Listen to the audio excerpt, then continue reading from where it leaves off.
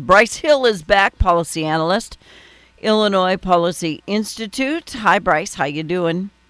I'm doing well, Fawn. Thanks for having me. You're welcome. It's your last time on my show. Oh, no. I know. Tomorrow's my last day, so I'm kind of saying goodbye to the people I've talked to 100 times.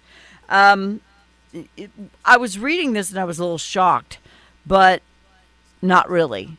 In a poll, almost half of the people in Illinois would leave if they could. Is that real? Did I read that right? That is correct. Half of Illinoisans say if they could, they would leave. And unsurprisingly, the number one reason for people wanting to leave was high taxes across the state. Shocker. You know, I know a lot of farmers in Illinois, and you don't just leave your farm. Yeah, no, that's...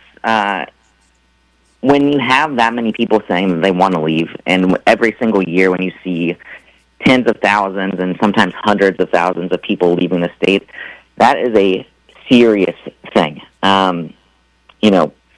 One of the most difficult decisions in life is to move, and studies have even shown it's being more stressful than things like divorce.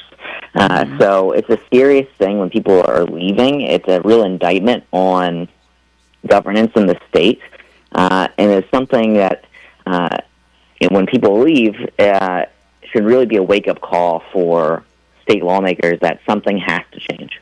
Now, I get called out every time I have you guys on because they say, well, people are moving into Illinois as well. Not at the rate that they're leaving. Yes, of course, some people are moving in for jobs or whatever the case may be.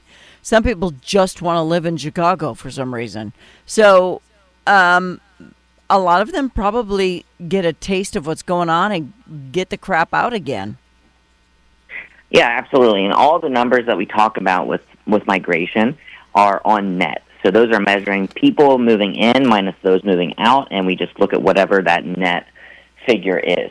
Right. So it takes into account, of course, some people are moving into Chicago, many more people are moving out. You often see, some new grads from college moving to the city, for their first job opportunities. And the common trend, what you see there is people move to the city, they get a taste of that, and, their needs change. They get tired of some of the high costs of the city, try to move to the suburbs. People move to the suburbs. Then they can't make the suburbs work because they're still in Illinois. There's still a high cost of living, and people move to Wisconsin, or they move to Indiana from Chicago, or, from other parts of the state. Maybe they're in St. Louis or down by you, and they move over to Missouri. Mm-hmm. Well, we have a lot. We don't have much outward migration. We have a lot of inward right now, and a lot of manufacturing jobs and businesses coming in. So why can't Illinois look at what we're doing and do some of the same thing? I think Illinois has a tough time. Politicians have a tough time making truly difficult decisions. So this past budget is a perfect example. We saw at the very last minute 6 new tax hikes be pushed through. Some of them raising as little as $5 million. They're pennies inside of a $56 billion budget. But lawmakers just can't get out of their own way to say, hey, let's put a pause on these tax increases. We're already spending a record high amount of money.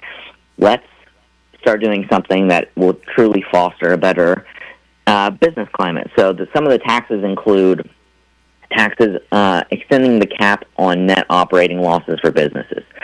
This is essentially a tax on businesses who are losing money. It limits the amount of their losses that they can write off on future tax years.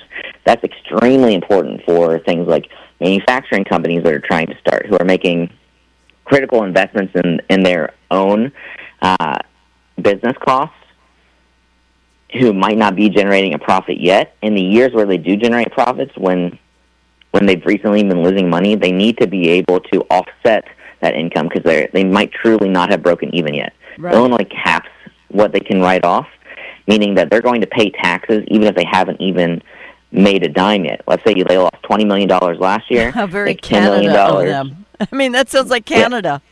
That's crazy. Yeah, exactly. And then you have other things like the state's new digital ad tax, which it anticipates will be tied up in litigation. Lawmakers said that tax is going to raise anywhere from $200 million to $800 million. They don't even know. They just threw it in at the last second. Unbelievable. And they know it's going to be tied up in litigation. The only other state with a similar tax is Maryland. That tax has been tied up in litigation now for going on 5 years. But yet lawmakers still push this through. We didn't see any information on this until the very last day.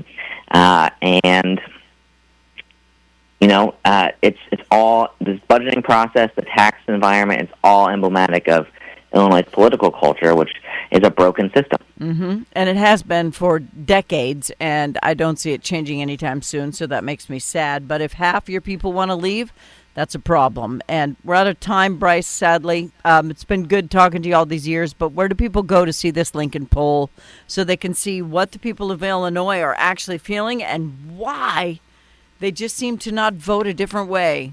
I just don't understand. But where can they go, Bryce? IllinoisPolicy.org, at Illinois Policy on all social media.